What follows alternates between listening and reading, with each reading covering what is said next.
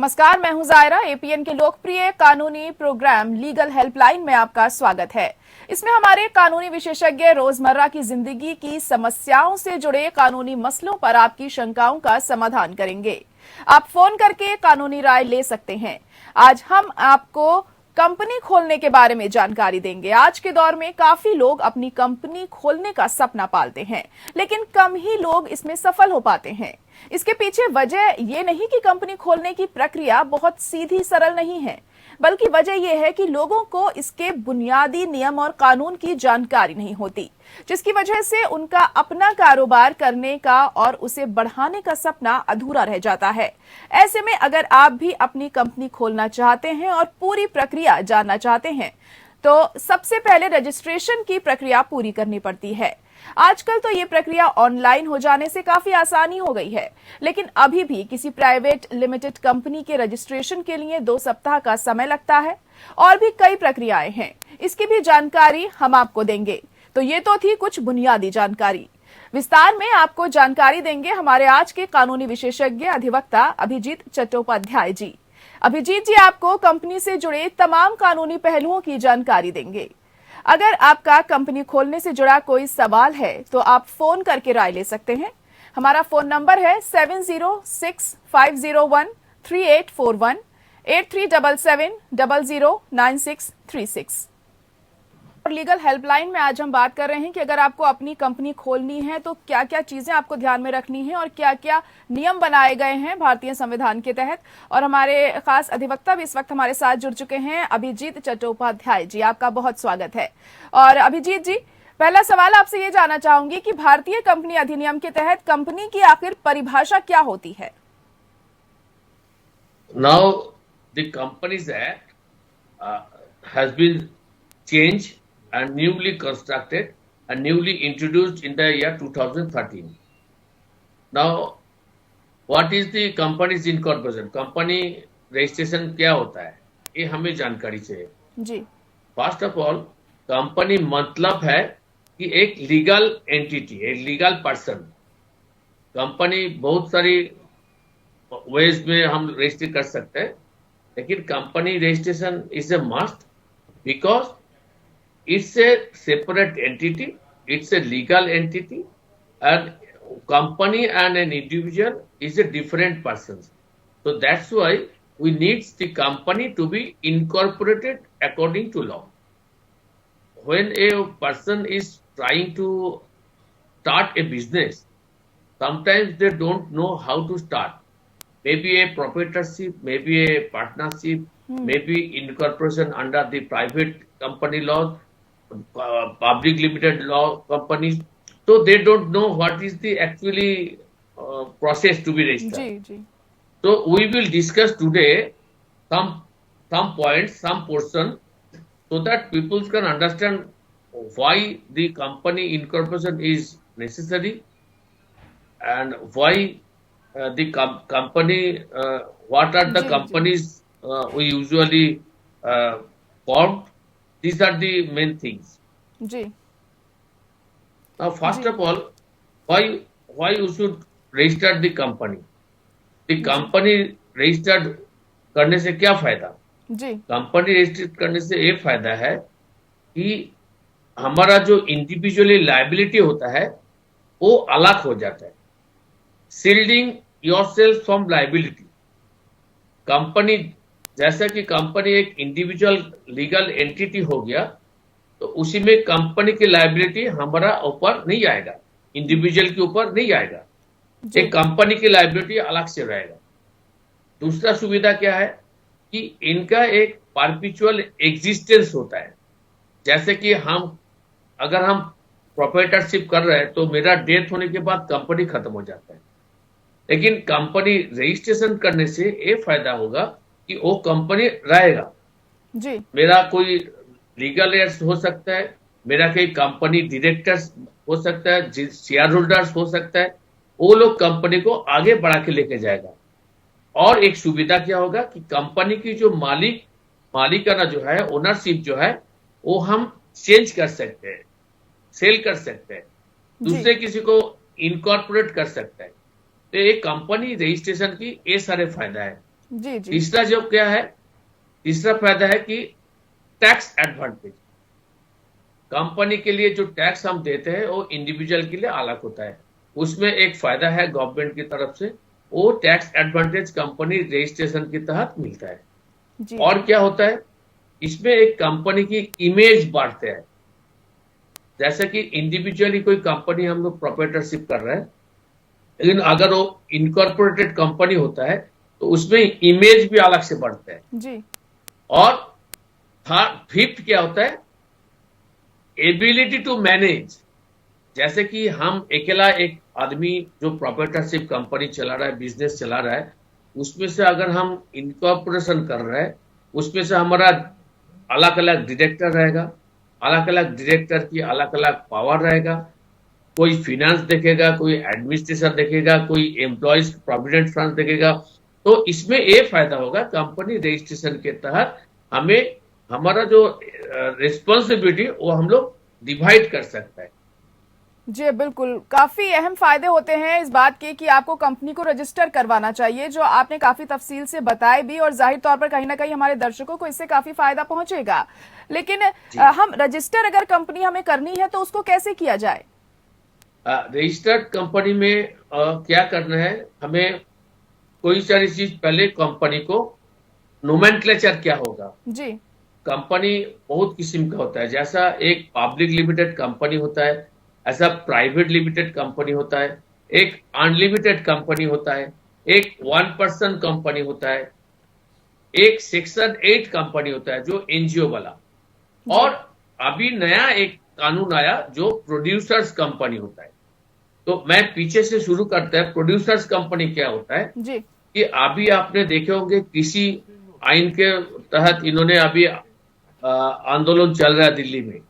तो इसमें क्या हुआ, एक प्रोड्यूसर्स कंपनी होता है जो कंपनी जमीन को लीज ले लेते हैं और उसमें से जो फायदा होगा, आबादी जो होगा वो लोग उनका तहत बेचेगा।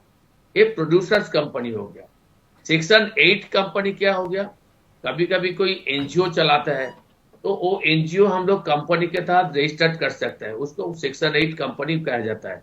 उसमें भी सेम थिंग है, डायरेक्टर्स होना पड़ेगा और बेनिफिशियरीज कौन है वो भी देखना पड़ेगा। उसके आगे क्या होता है, वन पर्सन कंपनी। कोई भी कोई भी natural guardian, natural person, individual, A resident of India, he can start a company, one person, single company, single director। उसमें से आगे क्या है, एक अनलिमिटेड कंपनी हो सकता है। अनलिमिटेड कंपनी क्या है कि जिसमें आपका जनरल पार्टनर, सोल प्रोप्राइटरशिप और रिस्पॉन्सिबिलिटी जैसा होता है, इसमें नहीं होता है। जी अनलिमिटेड कंपनी में शेयर होल्डर्स लोग जो है वो रिस्पॉन्सिबल होता है। प्राइवेट कंपनी क्या होता है, अगर कोई इंडिविजुअल उसका अपना फैमिली मेंबर को लेके कोई कंपनी बनाता है तो वो प्राइवेट लिमिटेड कंपनी होता है। जी उसमें से जो लोग डायरेक्टर है उसी की लायबिलिटी लिमिटेड होता है। तो ये सारे चीज हमें पहले तैयारी करना है। उसके बाद हम लोग कंपनी जो बनाना चाहते हैं उसी के लिए कुछ डॉक्यूमेंट्स चाहिए, जैसा जी पैन कार्ड, आधार कार्ड, और इसका रेसिडेंशियल कोई एड्रेस, कौन सी एड्रेस में इन्होंने कंपनी खोलना चाहता है, उसी का एक प्रूफ चाहिए कि मैं वहां पे करना है। उसी का प्रूफ मतलब कोई टेनेंटशिप चालू कर रहा है तो टेनेंट की एनओसी चाहिए, लैंड ओनर की। जी तो ये सारी चीज चाहिए। उसके बाद कंपनी जो है आरओसी होता है, रजिस्टर ऑफ कंपनीज, उनकी पास हमें ऑनलाइन अप्लाई करना पड़ता है। उसमें से भी कुछ चीज जो हमें जरूरत है, जो डीएससी, डिजिटल सिग्नेचर सर्टिफिकेट, जी जो डायरेक्टर हमको बनना पड़ेगा उनके लिए एक डायरेक्टर इंडेक्स नंबर लेना पड़ता है आरओसी से, डीआईएन। एक डीआईएन होगा, एक डीएससी होगा। उसके बाद कंपनी नाम चूज करने के लिए एक एप्लीकेशन देना पड़ता है आरओसी के पास, जहां पे कंपनी की ये नाम हमें चाहिए। वो एप्लीकेशन के बाद हम लोग इंक्वायरी करेंगे कि वो नाम अवेलेबल है कि नहीं। जी अगर वो नाम जब अवेलेबल हो गया, हम उसी कंपनी के नाम से उसको रजिस्टर्ड कराएंगे। फिर उसके बाद हमारा पैन कार्ड की अप्लाई होगा, कंपनी के नाम पे पैन कार्ड होगा। कंपनी के नाम पे इनकम टैक्स में हमारा टीडीएस सर्टिफिकेट होगा। टैक्स डिडक्शन एट सोर्स अगर कुछ है तो ये सारे चीज हमें तैयारी करने में कम से कम 7 दिन से 10 दिन लगता है। जी बिल्कुल, ये तमाम उसके दस्तावेज बाद हो अगर तो आसानी से आपकी कंपनी रजिस्टर हो जाएगी जाहिर तौर जी पर। वहीं अभिजीत जी, ये जानना चाहूंगी कि जो कंपनी के डायरेक्टर होते हैं वो कौन हो सकते हैं, उनकी क्या क्या जिम्मेदारियां होती हैं? कि डायरेक्टर कोई भी हो सकता है, ऐसा कुछ नहीं कि इनका कोई मिनिमम क्वालिफिकेशन जरूरी है, ये नहीं। जी लेकिन इसका जो डॉक्यूमेंट्स चाहिए था उसमें आपका वोटर कार्ड, आधार कार्ड, जो पहले मैंने जो बताया जी वो सारी चीज चाहिए। उसी में अप्लाई करना पड़ेगा। वो अप्लाई करने के बाद उसका प्रोसेस होगा, एप्लीकेशन के साथ वो प्रोसेस के बाद तब वो रजिस्ट्रेशन में जाएगा। और डायरेक्टर कोई भी बन सकता है, ऐसा नहीं कि हमें डायरेक्टर बनने के लिए कुछ अलग से करना है। जैसे कि जो प्राइवेट लिमिटेड कंपनी होता है जी उसमें तो घर की जो परिवार में सदस्य जो है, हस्बैंड, वाइफ, उनके बच्चे, ये लोग भी डायरेक्टर बन सकते हैं प्राइवेट लिमिटेड कंपनी में। जैसा पब्लिक लिमिटेड कंपनी होता है उसमें से डायरेक्टर बाहर से लिया जाता है।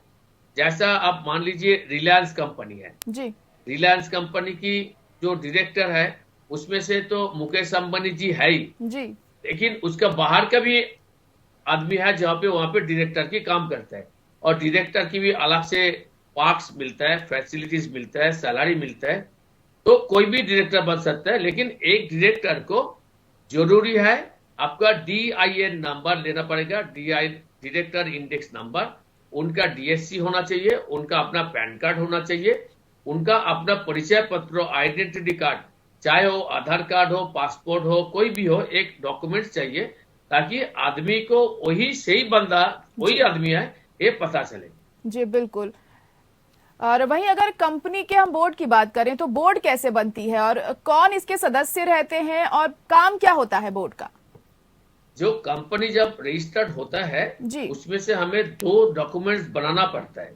एक है मेमोरेंडम ऑफ एसोसिएशन और एक है आर्टिकल ऑफ एसोसिएशन।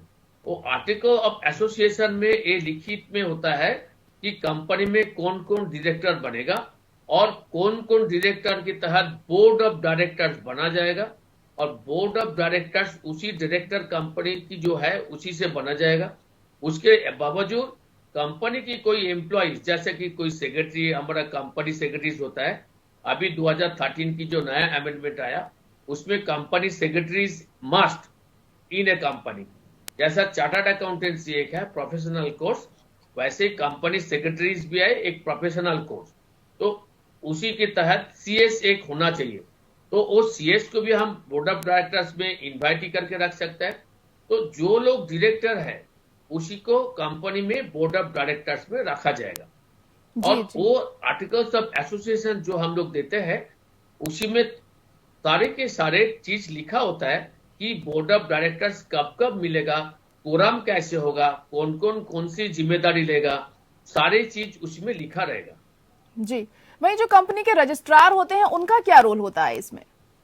कंपनी की रजिस्ट्रार जो होता है ROC में वो नौकरी करता है, रजिस्टर ऑफ कंपनीज। उनके पास सारे कंपनीज जो जो नया कंपनी आ रहे हैं रजिस्ट्रेशन के लिए और जो पुरानी कंपनी है उन सारे कंपनी को रिकॉर्ड रखा जाता है। उसमें से कौन डायरेक्टर ज्वाइन करता है, कौन डायरेक्टर लीव करता है, कौन डायरेक्टर को पुलिस केस के तहत निकाल दिया जाता है, सारे रिकॉर्ड्स कंपनी रजिस्टर के पास होता है। अगर कोई भी पब्लिक किसी कंपनी के बारे में जानकारी चाहिए तो वो जी डायरेक्टर रजिस्टर के पास, कंपनी रजिस्टर के पास RTI के तहत वो इंक्वायरी कर सकता है। तो जी रजिस्टर की काम है to maintain all records of the companies. जी। चलिए, बहुत शुक्रिया अभिजीत जी हमारे साथ जुड़ने के लिए। बहुत अहम जानकारी, महत्वपूर्ण जानकारी आपने हमारे दर्शकों को दी। कोई भी अगर अपनी कंपनी रजिस्टर करवाना चाहता है तो जाहिर तौर पर उसके लिए हमारा आज का ये कार्यक्रम काफी फायदेमंद साबित होने वाला है। और इसी के साथ हमारी इस खास पेशकश में इतना ही। बाकी खबरों के लिए आप बने रहिए APN न्यूज के साथ।